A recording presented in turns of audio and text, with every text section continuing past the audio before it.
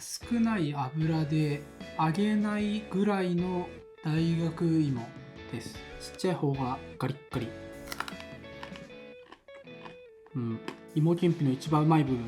です。ちょっと大きめにするとカリッカリ感は減るけどホクホク。薄い氷の膜をシャクッとこう割りながら食べる感覚、これもうまい。パリパリホク。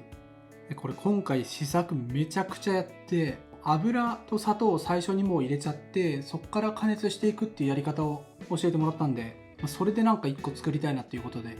最初輪切りからやってて、輪切りだとやっぱ一個一個は大きくてパリパリっとした感覚はちょっと少なめだったんですよね。でそこから普通の大学芋のように切ったりとか、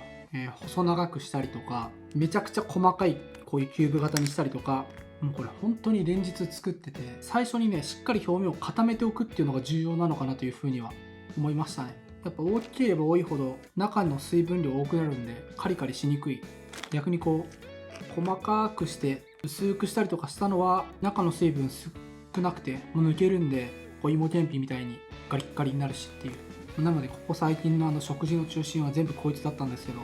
でこの砂糖と油を最初から混ぜて作っていくっていうやり方っていうのはまあそこそこ有名みたいで、結構レシピいろいろあって、で教えてもらってからいろいろ参考にさせてもらいながらレシピ詰めていったんですけど、なのでそのあたりもちょっと貼っておきます。最初に弱火で中まで甘く加熱蒸し焼きにしてから水分飛ばして表面を固めてガリガリにしていくっていう、こう2段階にしてます。どれもね美味しくて失敗っていう失敗はしなかったんで、基本的にこう失敗しにくいやり方だと思います。ただ僕がやってて1回めちゃくちゃ失敗したのは、フライドポテトのように長めにするっていうのはすごい失敗しちゃって、固めていく時に折れちゃって、でその折れた部分から油が入って、で中がこう分裂しちゃって、で分裂したやつが他のさつまいもにくっついて、もう油吸いまくっちゃうみたいなっていう感じになって、カリカリもしないしっていう。なので折れないようにこうちっちゃくしておくっていうのもポイントとしてはあるのかなと思いましたね、今回の成功として。で普通の大学芋みたいなこう乱切りでも別にこの方法は使えて、そっちが多分主流だと思うんですけど、